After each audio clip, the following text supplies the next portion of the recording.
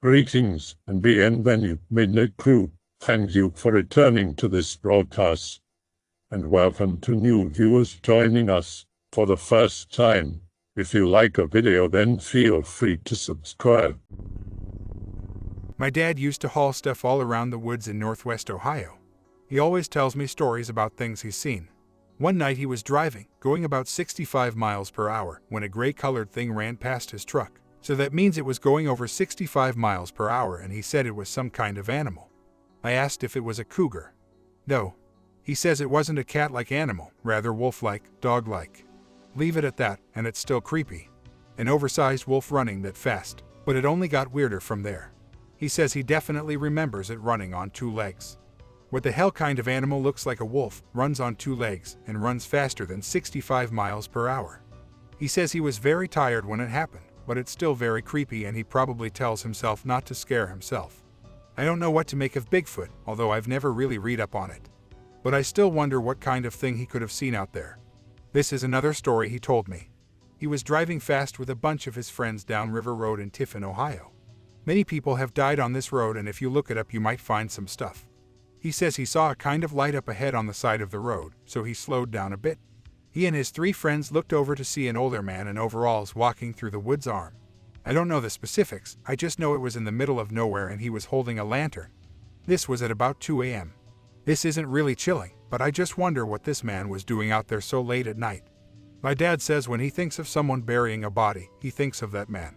I just know on that road many people see ghosts, and I wonder if he was one. Years before this, still in northwest Ohio, he lived in a trailer park, on a little lot with a trailer on it.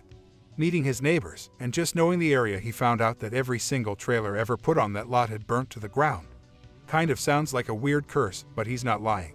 The park doesn't even open that lot to people anymore because of it. When he was in the living room with a bunch of friends. So not just him experienced it randomly, his kitchen table, made of completely metal, caught on fire. Not a little spark, like randomly ignited in flames, burnt a huge hole in the middle of the table. Freaked him out for a while. His lights would flicker, that could just be electrical issues. He was a tractor-trailer driver. When he left for the week, he would leave the outside light on, with all the rest of the lights off. He would walk to the end of his driveway and look back, and the outdoors light would be off, and the bathroom light would be on. He would walk back, only to see that the actual switch had been flipped, so it wasn't an electrical issue. This happened every single time he left, and his friends are witnesses and all have seen it happen. One night he and his friends were drinking, and when they got up in the morning sober, all the bottles were stacked in a triangle on the counter. That could just be his friends messing with him, but not the rest. He also would see things in his bathroom mirror, and he says that place was evil. Some ghosts are not harmful, but he felt very unwelcome there. My dad slept on the couch, but his roommate slept in the back bedroom and told him he felt like something was pushing him down in the bed. A year after he left that place, as soon as he could, it burnt to the ground. I live out in farm country in southern Ohio, about 10 miles north of Chillicothe. I have 5 acres and always at least 3 dogs, usually black labs or the like. One evening I was looking for my dogs out back. They love to roam the fields looking for whatever dogs look for. I called and heard them in some bushes 100 yards or so away. I shined my LED flashlight out their direction and saw them come running toward me. Nothing unusual, not running like they were alarmed, just the usual trotting toward me. They joined me on my porch and plopped down doing the usual paw licking. As I ran my light around the backyard just looking, it was dark and I don't like outside light. I like to look at the stars. I observed 2 round objects about 2 feet in diameter and about 6 to 8 inches apart. These objects were about 12 feet off the ground and probably a few hundred feet behind my house. There was nothing visible supporting them. Just those 2 objects that really made me feel like I was looking at large eyes, nothing else but darkness.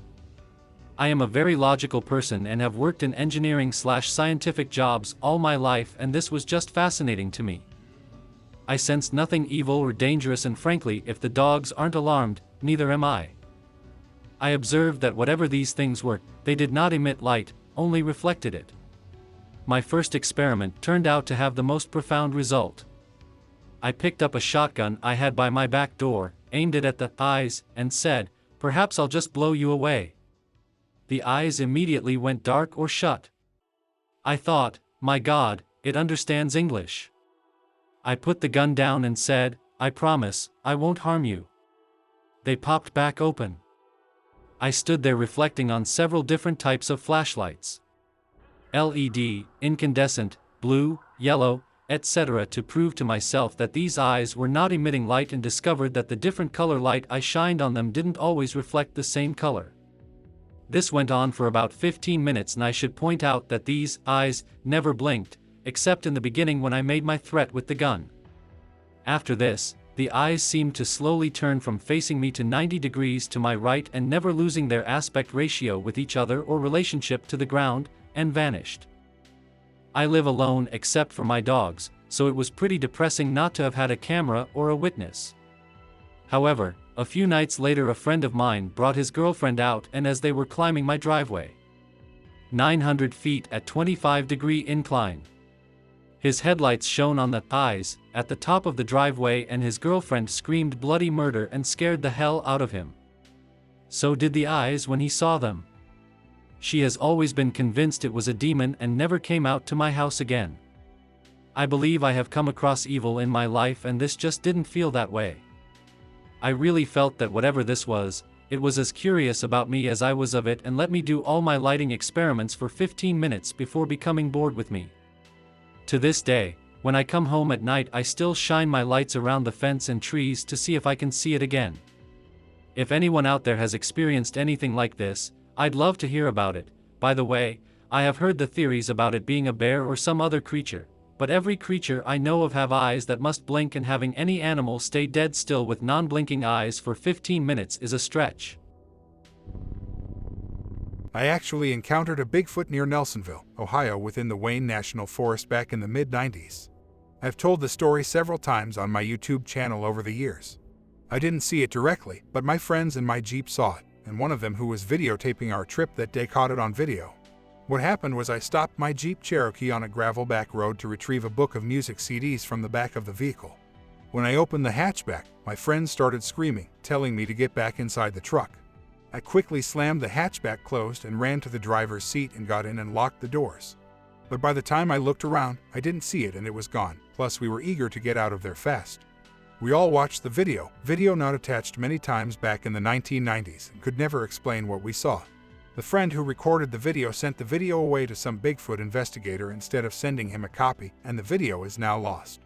But there were 4 of us that day, and the 3 others all saw it, except me, only on the video afterward. The video was lost after my friend sent it to the Bigfoot investigator. I was the only person that felt it important to make copies of the videotape, and no one ever got around to it. But basically in the tape, a large black humanoid-looking creature of some kind crossed the road maybe 150 or 200 feet behind my Jeep. I think it was 2 days later, we all went back with the camcorder and stopped my Jeep exactly where I had originally stopped. My tire tracks were still clearly visible in the gravel where I had jammed on the gas to get out of there. We had one of our friends walk back to where the creature crossed the road, and it was immediately apparent that whatever it was, it looked to be about 2 feet taller than my friend, who I think was either 6 feet 1 or 6 feet 2. The problem was the resolution of video cameras back then was not good, so in many ways, it was just a dark blur, but it was definitely a real creature, animal of some kind. It happened in the spring of either 1995 or 1996, right outside of Nelsonville, Ohio. The road is just west of Hocking College. I think it's called Riverside Drive and turns into Wolf Bennett Road. Back in the mid-90s, they were a mix of gravel and low-grade asphalt. We did investigate the area around where whatever it was came out of the woods, but didn't find any tracks or anything else that would indicate a large creature was there. Who knows what would happen if it were real? All I know is that my experience was strange, and what I saw on the video afterward is something that I cannot directly explain, regardless of our attempts for many years to do so.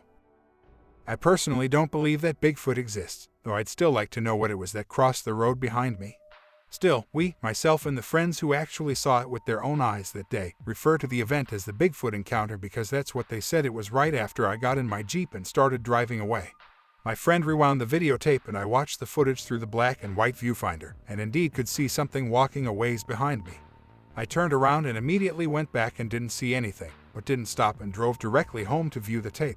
That's when we all watched it together. We were calling people were calling us to see the tape for days. But everyone's first reaction to seeing the tape at the time was that's a Bigfoot. I'm still perplexed by what it actually was or could have been, but it makes for an interesting story to tell.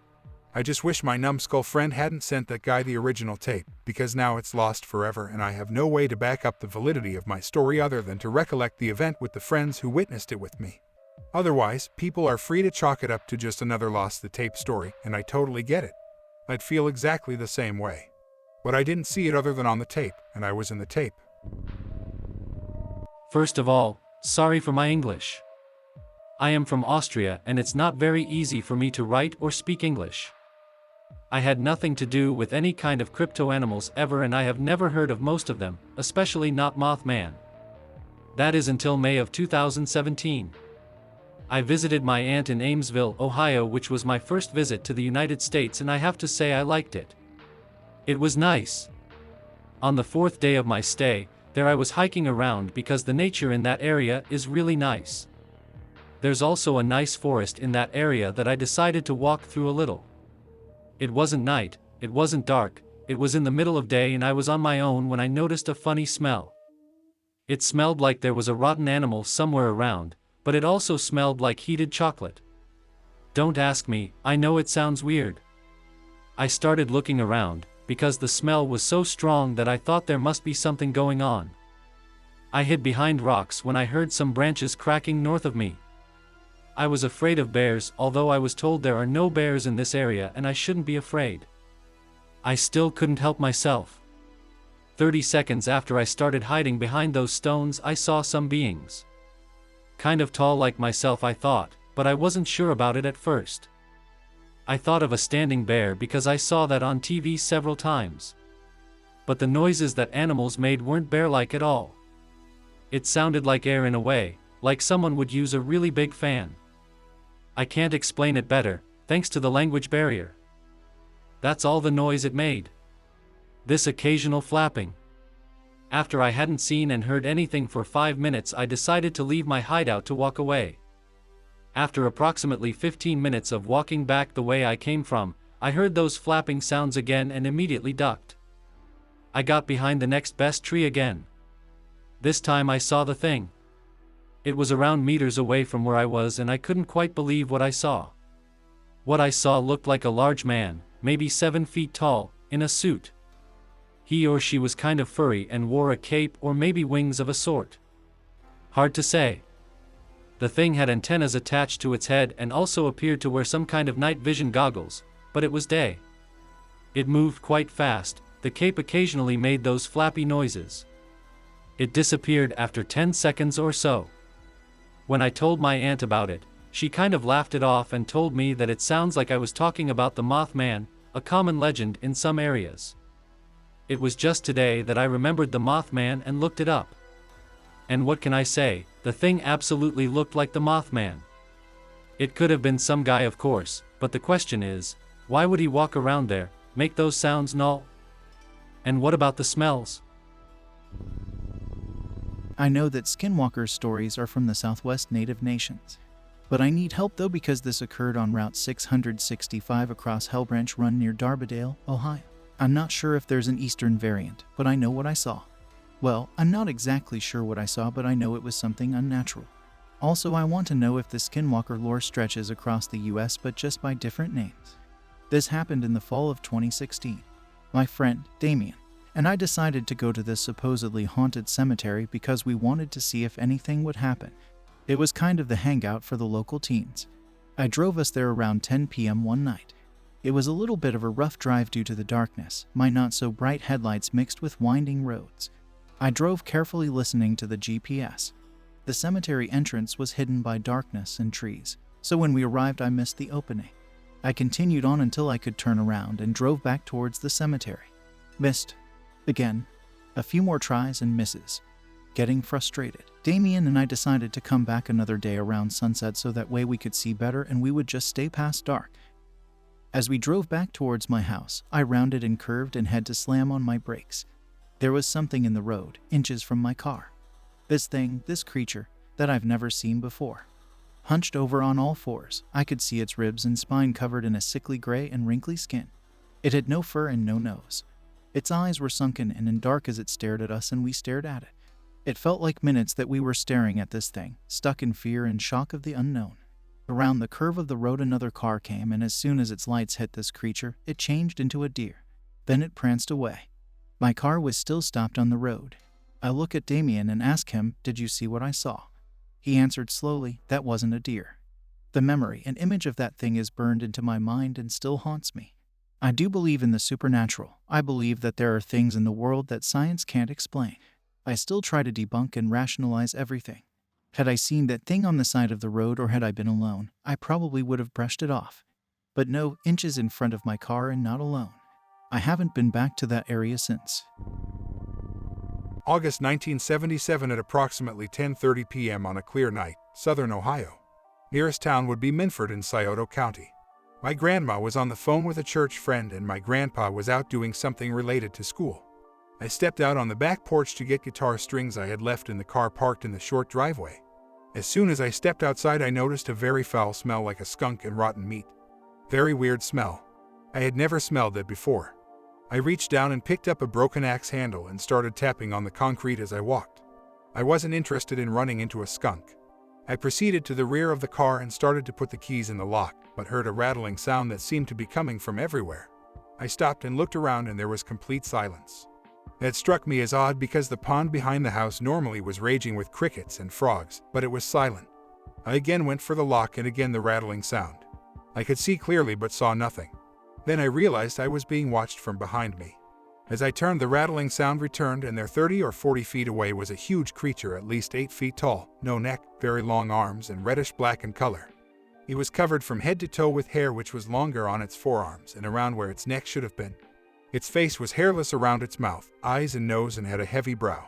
I could not see its eye color. Its arm swung forward and hit the barbed wire fence it was standing behind. That was the rattling sound. I have no idea how long I stood there in shock. I do know I hit the kitchen table on the way into the house. My grandma said I was making too much noise as I ran down the hall to my room, not knowing what just happened.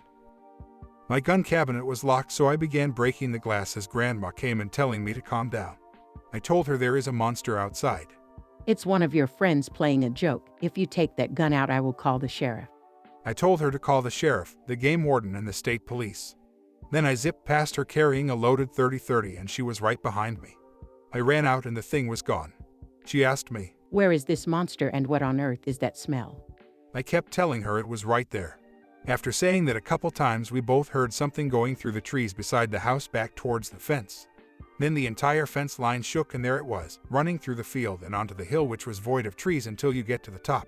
My gun was on it, but it was amazingly fast. I think I was saying it runs like a man. Don't know if I was saying it aloud or not, but something in my head said, what if it is a man? But it's way too big and no man can run like that uphill. I lowered the gun as it got to the top and it turned and screamed at us. It started out low-pitched, then went up very high. Maybe 5 to 10 seconds long, then walked into the woods. Scared the bejeebies out of grandma. I told very few people and they just laughed. I always told myself one day I will bring whatever it was in, then we will see who is nuts. Poor grandma. I'm sure back in those days it was seen elsewhere in the area. My second encounter happened in early 2009 in the Smith River area, Northern California. I got a call from a ranger friend of mine whom I had met many times before in this area. We'll call him Scott. Scott had asked if I wanted to go with him on a hike looking for illegal bear hunters. We crossed at Patrick Creek headed south. All I heard for an hour and 45 minutes was, "There is no such thing as Bigfoot," just in my imagination. We came up on a ridge that had an open area to see the valley below. I had my binoculars scanning below and there below us were 3 creatures about a quarter mile away in a grassy area by the edge of a cliff. I had to laugh. Scott asked, "What was so funny?" I pointed and said, "Right down there is my imagination." He looked and his words were, "Holy shit. You've got to be kidding me." The male stood facing us, as if he could see us. You could see that one was female and was doing something in the grass with a much smaller creature. The big guy stood still. We watched them for at least 10 minutes. Then the big guy, my rough guess he stood about 8 feet, did something with his right hand. They all stood, got in a single file line, turned and went into the tree line along the cliff which was above them. Gone. Scott was very nervous and actually in a panic, as in his 15 years of service as a ranger, he's never seen anything like that. I insisted we go down there and we did, but it took us a while to get to their location. We could see where they had been and he was now very paranoid. We followed their trail and they went in along the cliff and after about 45 yards went up the cliff. straight up the cliff. We did the same also, and trust me, Scott didn't want to. It took about 45 minutes to get to the top, and we tracked them west along the edge of the cliff. Then to my surprise, they went straight back down. Left us sitting there with miles between us. Scott even said how smart that was, which made him even more paranoid. Well, it was getting dark and I had no night gear with me. I wasn't going to talk him into going farther anyhow. So we headed back. He never said a word on the 4-mile track back to the river, but was very scared. We said our goodbyes and I called him the next day. He turned in his resignation and he now lives in Santa Barbara. This has been freaking me out for the past few days since it's happened. I want to start by saying that everything that I'm about to describe is true, and if you don't believe me, I'm sorry. I live in the woods in northwest Ohio. My house is back about half a mile in the woods down a long driveway, and my property is surrounded by trees from each side except for the back, which has a field that alternates soybeans and corn every year. We're a few minutes away from a very small village and about half an hour out from bigger towns. I just wanted to give some background into the area before I say what happened in case that helps at all. I've had weird stuff happen before. I've encountered what I think are not deer. Once, there was one in my yard walking around apple trees, which isn't uncommon, but the thing was huge and ugly and it just looked wrong. There was also one next to a country road I was driving down with my friend once. A few years ago I was dog sitting before I had a dog, and I was out with the dog walking near the field. He turned around as there was a huge splash in our pond and started growling and howling. Other than that, the dog was really friendly and I'd never heard him growl before. I joked saying it was a frogman, like the Loveland frogman, but ignored it for the most part. Last year my family got a dog of our own and he's a hound dog, so he chases and barks at everything. But sometimes he gets weird about the pond too, and he'll growl and howl at it. He doesn't really growl other than that. But the incident that I came here to describe happened a few days ago. This year is a corn year in the field behind our house, which I always hate because I can't see out past the first couple rows and I've always thought it's creepy. Before crops are planted, I like to rockhound and metal detectors in the field and surrounding fields, so I know the land very well. I have found Native American artifacts in the field before too, and there's a couple woods scattered throughout the fields and a big creek runs through it too. I mainly stick to the field directly behind my house because I don't want to wander out too far. The farthest out I've gone is probably no more than a mile. A couple days ago I was out with my dog, walking along the line of dirt between the trees in the back of my property and the field, when my dog started growling at the corn. It obviously scared the hell out of me and I was yelling at him, telling him to stop. When I was little we would get coyotes around there too, so I figured it was a coyote. Since I didn't want myself or my dog to get hurt by the coyote, I started walking back to the house, but my dog wasn't having it. He was pulling on the leash, baying and howling and losing his mind. He doesn't usually bay and howl like that unless he's treed a squirrel, so the fact that he was just screaming into the corn worried me. We started walking again and then I heard a cat meow from the corn. I was like, oh, okay, it's just a cat.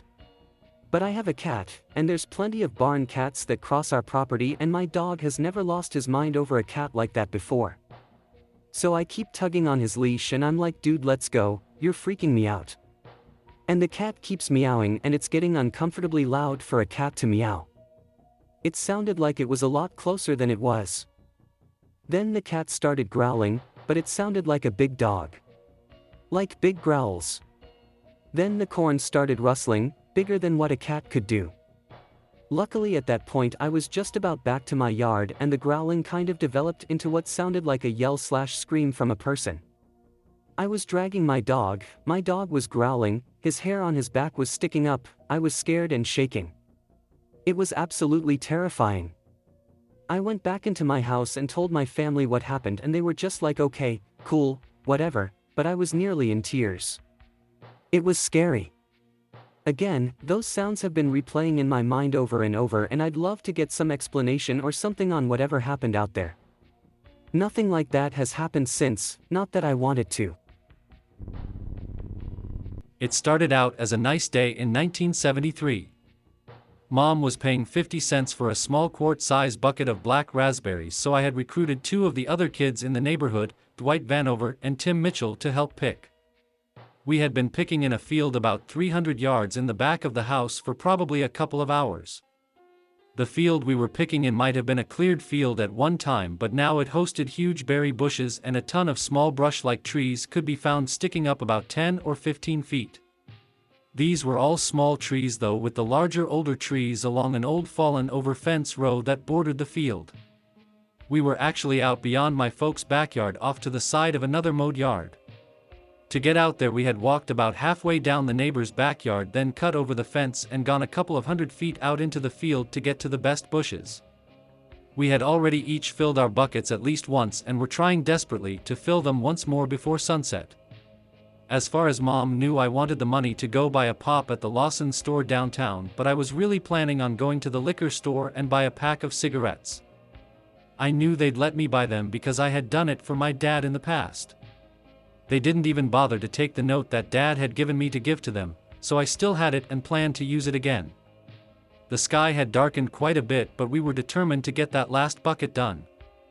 I was farthest out in the field toward the center when I saw something strange in front of me. It was a silver ball, but I have no idea how big it was. It could have been hundreds of feet or inches across, or it could have been the size of a basketball. I really didn't know. If it hadn't been moving, I might not even have seen it there amongst the weeds, but it began moving in a very strange pattern. From where I was standing it looked exactly like it was bouncing along the top of the berry bushes from left to right. I remember thinking at the time, and still remembering it that way today, as being like the little bouncing ball that used to appear on the television, when there were words for a song shown and it was going in time with the music. I didn't know what it was, but I had thought maybe it was a ball that had been thrown, or perhaps a frisbee on its side glancing off objects. But we were out in the field away from anyone else, and in that direction there was nothing but more berry bushes, trees, and fields. Although there are buildings in that direction now, at that time there weren't. I called the rest of the guys over and told them about what I had seen. Tim was skeptical and made a few wisecracks about me wearing glasses, but Dwight made me go over every detail. He wanted to know what it was and even started to go that way, even though the bush was very thick and he literally had to make a path. I would have already gone that way further to get berries, but the way was blocked. Dwight was a tough one and began pushing his way through. It was really getting dark by now, and a beautiful red sunset began to spread out among the clouds. Dwight was still pressing into the bushes, but hadn't gone very far when we began to hear a sound. There was the sound of something coming through the weeds at us. It sounded heavy and quiet. There was just the sound of berry branches being crushed and occasionally a popping or snapping as a small tree would go over. The bushes around us were tall, taller than us, and we couldn't really see what was going on or what direction it was coming from. But one thing we knew for sure, it was getting a lot louder. It had increased in volume so much so quickly that I yelled to everyone to run, and we all ran as fast as we could to the tree line that marked the edge of the field. I remember we all burst out of the weeds at about the same time. It was a relief to be standing on mowed grass even though we were still so far from the house. Then we heard it again. It was still coming our way, and by that time we were very scared. Everyone took off running again, with me being in the back. We only had to go about 50 feet to get to the edge of my folks' backyard, but it was getting darker by the second. Tim was still in front of me, but I think Dwight veered off to go around the other side of the house to make a sprint for his house across the street, while Tim and I tried going for the front door of my house. Tim and I were still carrying the buckets we had been collecting berries in, but as I reached the corner of our backyard, Tim stopped and turned back toward me. I know I felt good about that, I can recall, because he could have kept going but he didn't. When he caught sight of me, I caught his eye, but then the woodpile next to me started making sounds. Mostly these were branches that had been thrown there over a long period of time. Some were small, others were a couple of inches in diameter. In all, the pile was about chest high to me and had settled, becoming denser over time. As soon as the noise started, Tim dropped his bucket and took off running, but I hesitated. This was my yard, surely it wouldn't come into my yard. Then the wood pile made some loud cracking noises, and that's when I saw it. I've never seen anything like it before or since. I have seen things that remind me of it though, and every time, I'm thrown back even now to the gulf of 50 years to look once again at it. If it had hair, it was in coils atop its head, and being in the glare of the sunset with the sun going down behind it, the thing looked for all the world to have an exposed brain. The convolution of its head was all highlighted in red, while most everything else was shadowed to black. Its eyes were strange and seemed lidless and overlarge, with something like goggles over them. Those I could only see highlights of, as most of it was totally hidden in shadow. Of its mouth and that area, I couldn't see anything. But lower down I could see an extremely thin neck. It looked segmented like a flexible conduit pipe and tinted the ruddy red of the setting sun. Once it came up above the woodpile, I got one solid look, but it was fast. It had stuck its head up so fast, it was there at least a second before I dropped my bucket and took off running after Tim. So great was my fright at that point that I caught up and almost passed him as we came up to the side of the house. Mom was in the kitchen as we came bursting through the door, but didn't scold us when she saw the fright on our faces. Right away she called the Vanovers to see that Dwight had made it safely home. After we all calmed down, Tim insisted he was okay to ride his blue Stingray down the street to his house, if Mom and I would come out and watch him ride home.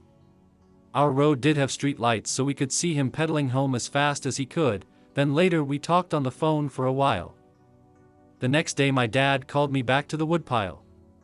There was my berry bucket where I had dropped it, but it was the woodpile he wanted to show me.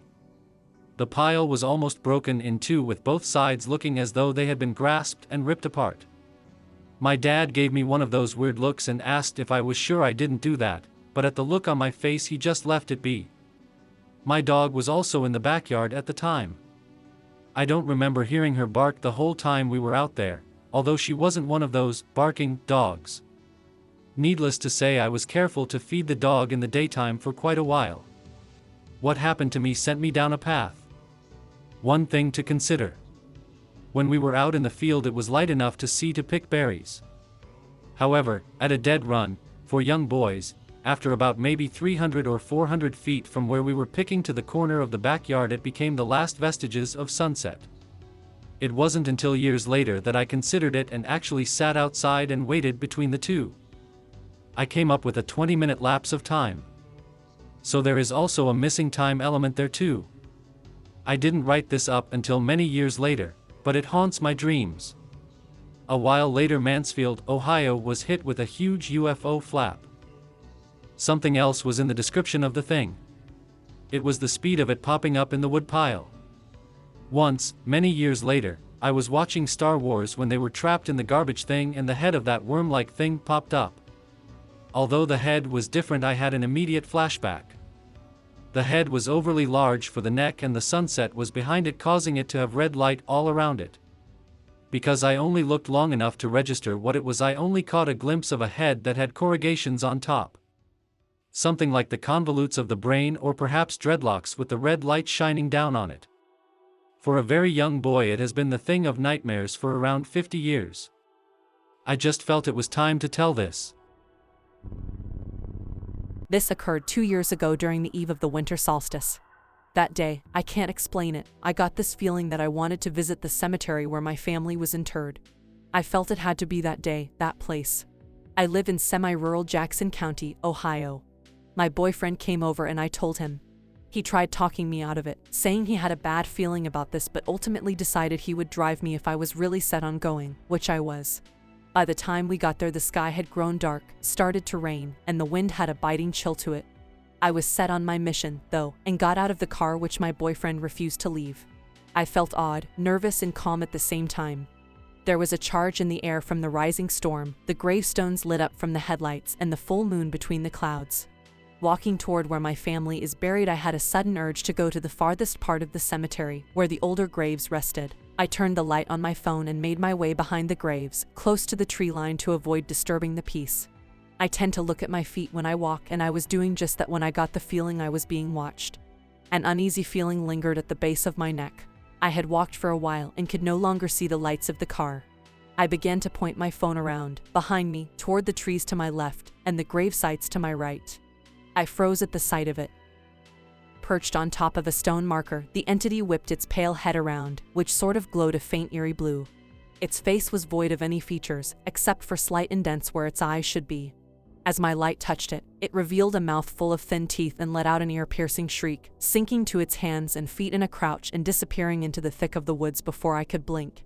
I was shocked. I stood still for a solid 5 seconds, trying to comprehend what I had seen.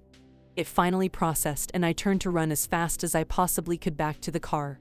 I was out of breath and seeing spots when I reached it, dove in and shut and locked the door. My boyfriend was bewildered and asked what was wrong, but I shouted over to him to drive away right now. I watched out the back glass to see if we were being followed. Attempting to sketch the creature as soon as I got home, I recounted what happened over and over, trying to disprove to myself what I thought had happened.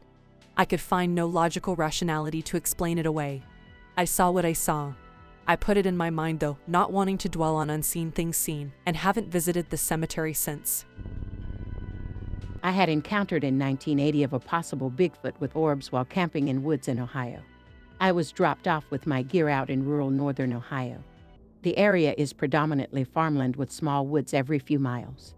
There are tractor lanes in between the farmland which is used by the farmers to get to their land and the woods. I had gone to have some alone time and just enjoy the woods. So I walked about a half down the quarter-mile lane when it felt like I was being watched. The land's very flat and I saw no one. I continued into the woods even though I felt uncomfortable. I'd never camped alone before and chalked it up to that. I set my tent up as it was getting dark and immediately went in due to the hateful mosquitoes. I brought little with me because I just wanted to spend time with God. I began reading my Bible by flashlight. Again, I realized the feeling of being watched. It was really freaky. I prayed silently, and then I heard the sound of huge branches or trees crashing nearby. What intensified the weirdness was that the continuous hum of the mosquitoes stopped. There was more crashing and then something started rubbing the side of my tent. I didn't smell or hear a sound from whatever it was, but now I'm definitely afraid. I start commanding whatever this thing is to leave me alone and to stop making me afraid in the name of Jesus. The air seemed to change. No more feeling afraid and no more crashing of trees. After a little while, I saw a light flash up in the trees through the tent opening. So I scooted up and looked out to see better. Looking into the treetops was an orb flying around. It looked more like a bouncing ball of light. I watched for a long time and then it disappeared. I couldn't wait until daylight when my ride would come to pick me up. I left with no more encounters. Then, about 13 years ago, my husband and I were traveling in our large RV. We had been in Feline, Texas, and we were traveling northeast, heading back to Georgia. I'm in the passenger seat. I'm looking out the side window just taking in the landscape. I see a figure up ahead in the field standing behind a very large fallen tree. It's black and large. I think to myself that doesn't look like anything I've ever seen before. As we get closer, I see that it looks like a huge dog standing with its paw hands resting on the tree watching the traffic go by. When we get parallel with it, it looks right in my eyes. Those were not a dog's eyes. I start shouting for my husband to turn around. Well, with our large-size rig pulling a car, it wasn't possible. That being was acting human but looked like a dog. I was grateful to find others who have had similar experiences. My husband believes me and that definitely helped. I hope that you enjoyed tonight's broadcast. If you enjoyed tonight's story, then please subscribe to the channel as more green texts will appear daily. A new broadcast will appear when the clock strikes midnight Central Time.